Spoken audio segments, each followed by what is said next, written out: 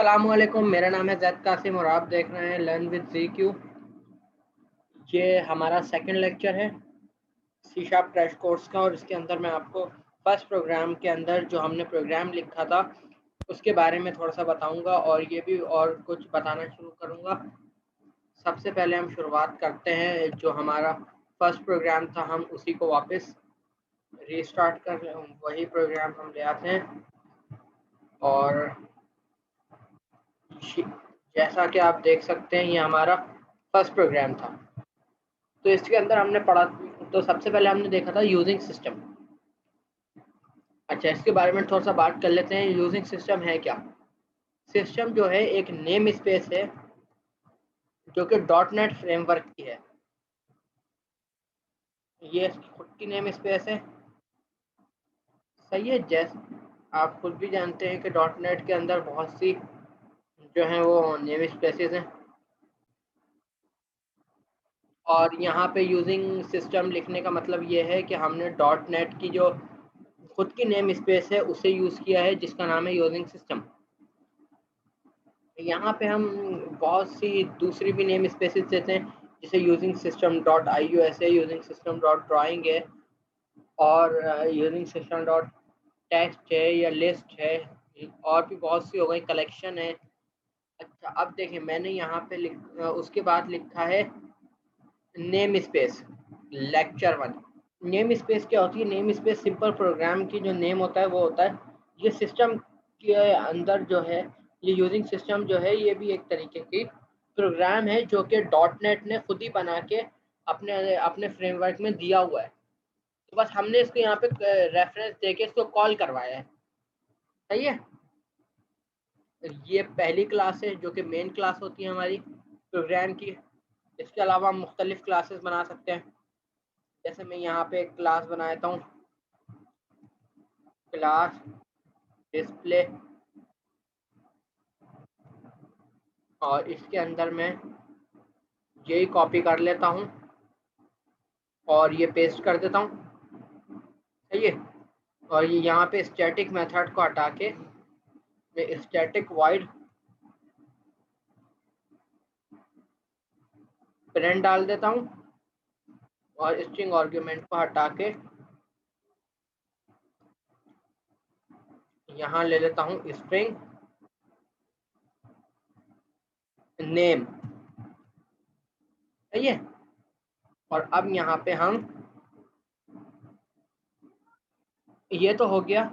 अच्छा, अब यहाँ तक मैंने आपको समझा दिया कि ऐसे क्लासेस बनती हैं।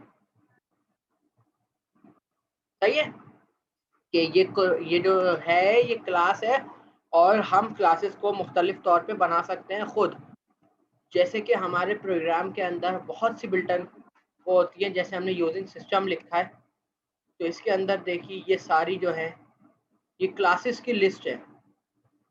वाइड हो गई, वैल्यू टाइप हो गई, वैल्यू ट्रैप हो गई, और यहाँ पे देखिए ये इतनी सारी हैं क्लासेस जो है इसकी। ये रही इतनी सारी क्लासेस हैं। ऐप डोमेन हो गई, एक्सेप्शन हैंडलिंग हो गई, आर्ग्यूमेंट ऑफ रन आउट हो गई। ये देख रहे हैं आप कितनी क्लासेस हैं इसकी। बिट कन्वर्टर है, बफर है और कंसोल है। इसके बाद भी इतनी सारी हमारे पास वो होती हैं। कन्वर्ट है, जैसे हम कन्वर्ट डॉट टू पार्स करते हैं या इन डॉट पार्स करते हैं। तो इतनी सारी हैं इसकी, इतनी सारी हैं। एक्सेप्शन हैंडलिंग हो गई, आर्ग्यूमेंट हो गई, फाइल स्टाइल हो गई, एट्रीब्यूट हो गई, फॉर्मेट एक्सेप्शन हो गई। ये देख सकते हैं आप, इसके अंदर डजन्स ऑफ वो हैं। ये देखिए ये सबसे ज़्यादा ये यूज़ होते हैं। इसके बाद यूजिंग सिस्टम के बाद कंसोल के बाद मैथ की क्लास भी यूज़ होने वाली क्लास है। ये हम जब भी मैथ के प्रोग्राम्स बनाते हैं तो यूज़ करते हैं और इसके अंदर और ज़्यादा लॉजिक है मैथ एफ के अंदर। ये मैथ से ज़्यादा प्रोग्राम्स हैं एफ के अंदर। तो हमने यहाँ पे इसकी एक क्लास कॉल करी थी कंसोल, मतलब ये बिल्ट इन क्लास है। तो इसका जो फंक्शन है कंसोल की एप्लीकेशन, कंसोल के का जो बिल्ट इन जो मेथड है वो है राइट लाइन, वो हमने यूज़ किया है। सही है। तो ऐसे ही बहुत सी क्लासेस होती हैं। तो ये एक सिंपल क्लास है, जैसा कि नेम भी लिखा हुआ है। ये हो गई हमारी क्लास। अच्छा, इसके बाद क्लास का ब्रैकेट ओपन हुआ तो क्लोज हो गया। आसान सी बात है, सही है। अब यहाँ पे मेथड आ गया। अब ये जो है यहाँ से मेथड बनना शुरू होंगे। क्लास के अंदर मेथड्स होते हैं, फंक्शनैलिटीज होती हैं, कांस्टेंट होते हैं, वेरिएबल्स होते हैं। तो एक क्लास जो है बहुत सी चीज़ों का मजमुआ होती है, तो इसीलिए उसको क्लास कहा जाता है। सही है। जैसे ह्यूमन की क्लास है। अब ह्यूमन के अंदर भी मुख्तलिफ कैटेगरीज हैं। कोई मैथमेटिशियन है, कोई डॉक्टर है, कोई इंजीनियर है, कोई मैकेनिक है, कोई तो ऐसे बहुत से हैं, कोई कारपेंटर है। तो ऐसे बहुत से लोग होते हैं। ऐसी बहुत से जो मेथड्स होते हैं, एट्रीब्यूट्स होते हैं, फंक्शंस होते हैं, क्लास के अंदर ऐड होते हैं। अच्छा, अब क्लास के बारे में बात करते हैं। सबसे पहले तो अब क्लास के मेथड्स के बारे में बात करते हैं। स्टैटिक। स्टैटिक एक कीवर्ड है जो कि यूज होता है किसी भी चीज को चेंज करने के लिए उसके हिसाब से। दो टाइप के चेंज होते हैं, एक होता है वैल्यू टाइप और एक होता है रेफरेंस टाइप। वैल्यू टाइप का मतलब ये होता है कि पुरानी वैल्यू स्टोर रहेगी, नई वैल्यू उसके अंदर ऐड हो जाएगी। तो इस तरीके से एक वेरिएबल के अंदर दो वैल्यूज आ जाएगी। लेकिन जिस भी चीज के साथ स्टैटिक लग जाएगा वो उसके हिसाब से चेंज हो जाएगी। मतलब प्रोग्राम के अंदर अगर मैं लिखता हूँ स्टैटिक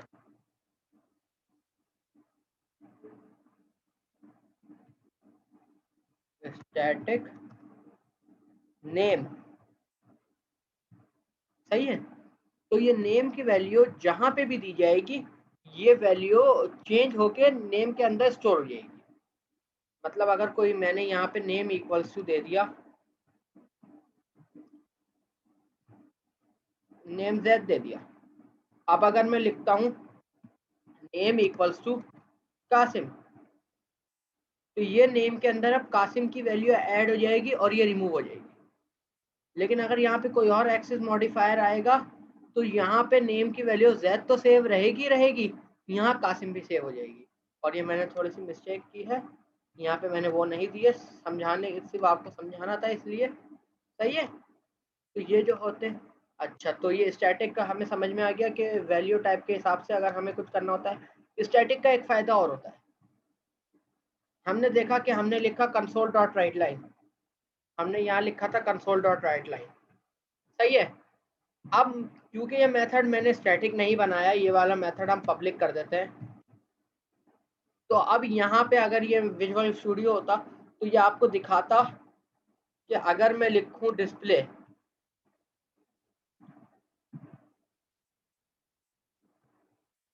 डिस्प्ले लिखूं और डॉट करूं तो मुझे यहाँ पे सिर्फ एक या दो चीज़ें ही शो होंगी जो कि खुद की बिल्टन होती हैं। इनमें से कुछ प्रिंट का मेथड शो नहीं होगा। क्यों? क्योंकि इसके साथ स्टैटिक नहीं लगा हुआ। अगर मैं यहाँ पे स्टैटिक लिख दूं तो अब मुझे यहाँ पे डिस्प्ले के साथ प्रिंट का मेथड शो हो जाएगा और मैं इसको सिंपली आसानी से कॉल कर सकता हूँ। ये देखिए यहाँ पे हमने इसको ऐसे लिखा था कंसोल, कंसोल क्या था? क्लास का नेम था और राइट लाइन मेथड का नेम था, तो ऐसे हमने कॉल किया था। अब मैं आपको यहाँ पे देखिए हमने यहाँ पे स्ट्रिंग दिया है तो यहाँ पे हम लिख देते हैं z। सही है। तो अब यहाँ पे प्रिंट क्या होना चाहिए? इसकी जगह पे मैं यहाँ पे लिखता हूँ प्लस नेम, और ये नेम की वायलेशन हो रही है, नेमिंग रूल की वायलेशन हो रही है, तो ये नेम आ गया। सही है। अब क्या आएगा? यहाँ पे आना चाहिए वेलकम जेड। तो इसी तरीके से बहुत से क्लासेस और मेथड्स हम खुद बनाते हैं अपना काम को आसान करने के लिए। अच्छा, वाइड का मतलब होता है नल। यहाँ पे अगर मैं लिखता हूँ, ये वाइड इसलिए यूज होता है जब मैं यहाँ से रिटर्न आऊंगा, मैं यहाँ से जाऊंगा रिटर्न, रिटर्न, तो बस मुझे ये लिखना होगा रिटर्न। मैं ये नहीं लिख सकता रिटर्न नेम या रिटर्न जेड। क्यों? क्योंकि मैंने यहाँ पे जो दिया हुआ है ये रिटर्न टाइप इसकी नल है, इसकी भी नल है। अगर मैं यहाँ पे कुछ भी लिखूंगा तो ये एरर शो करेगा, सही है। तो इसीलिए यूज नहीं करते। हाँ, हम यहाँ पे जब भी हमें कुछ आउटपुट नहीं देना होता तो हम नल करते हैं। अच्छा, अब मैंने यहाँ पे अगर स्ट्रिंग लिख दिया तो अब मुझे हर हाल में यहाँ पे कुछ देना होगा। मैं यहाँ पे भले से नल लिख के दूं, ये भी स्ट्रिंग के अंदर शायद ना जाए, लेकिन अगर मैं कुछ यहाँ लिख देता हूँ जैद, मुझे यहाँ पे कोई ना कोई स्ट्रिंग भेजना पड़ेगा, सही है। तो वापस हम यहाँ पे वाइड लिख देते हैं।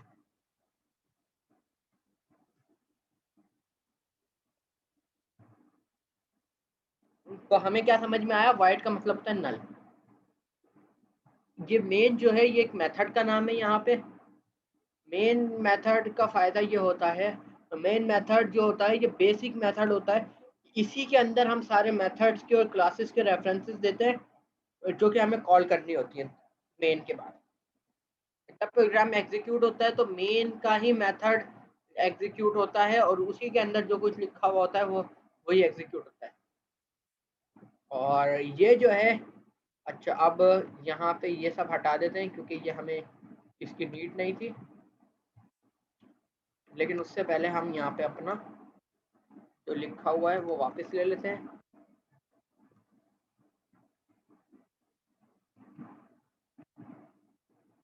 अच्छा, अब यहाँ पे हमें, अब यहाँ पे नेम आ गया। यहाँ पे नेम तो हमने कहीं लिखा ही नहीं है, तो हम यहाँ पे अब मैं आपको सिखाता हूँ कि ये नेम है क्या। ये नेम जो है ये डेटा टाइप होती है, इसकी स्ट्रिंग्स होती हैं, इंटीजर होती हैं, लॉन्ग होती हैं, 32 बिट का इंटीजर होता है, 64 बिट का इंटीजर होता है, बहुत सी चीज़ें होती हैं। तो हमें समझ में आया कि मेथड्स होते हैं, सही है। अब मेथड्स के अंदर भी बहुत सी चीज़ें होती हैं। मेथड्स के अंदर मैंने आपको बताया कॉन्स्टेंट्स होते हैं, वेरिएबल्स होते हैं, मेथड। अच्छा, जो चीज़ मेथड के अंदर बनेगी वो चीज़ सिर्फ इस मेथड के अंदर ही एक्सेसिबल होगी। लेकिन जो चीज़ हम क्लास के आउटसाइड बनाएंगे, क्लास के अंदर बनाएंगे, मेथड के आउटसाइड बनाएंगे और क्लास के अंदर बनाएंगे, वो हम दूसरी क्लासेस में भी एक्सेस कर सकते हैं, सही है। अच्छा, अगर यहाँ खाली स्टैटिक लिखा हुआ है तो मैं मेन का मेथड किसी और क्लास में नहीं बुला सकता, भले से ये स्टैटिक है। लेकिन जब तक मैं इसको पब्लिक नहीं करूँगा, आपकी जो ट्रांसपोर्ट है वो सिर्फ आप यूज़ कर सकते हैं, कोई और यूज़ नहीं कर सकता आउटसाइडर। लेकिन अगर आप उस ट्रांसपोर्ट को अपनी या अपनी जो भी चीज़ आपके पास है उसको पब्लिक कर देते हैं तो उसको कोई भी यूज़ कर सकेगा। तो इसी तरीके से यहाँ पे स्टैटिक जो है वो इसलिए यूज़ होता है। होप इस वीडियो से आपको थोड़ा बहुत कुछ अंदाज़ा हुआ होगा कि ये चीज़ें क्या होती हैं और इनको कैसे लिखा जाता है। और इस बात का आप ख्याल रखिएगा कि जो ब्रैकेट आप ओपन अभी करते हैं उसको हाथ के हाथ ही क्लोज करें, उसको फौरन क्लोज करें, क्योंकि वरना फिर अगर आप दूसरे कंपाइलर्स यूज़ करते हैं या ऑनलाइन कंपाइलर्स यूज़ करते हैं तो वहाँ पे आपको प्रॉब्लम होगी प्रोग्राम को डिबग करते हुए अपना। मिलते हैं अगली वीडियो में, तब तक के लिए आप अपना ख्याल रखें और अल्लाह हाफिज़।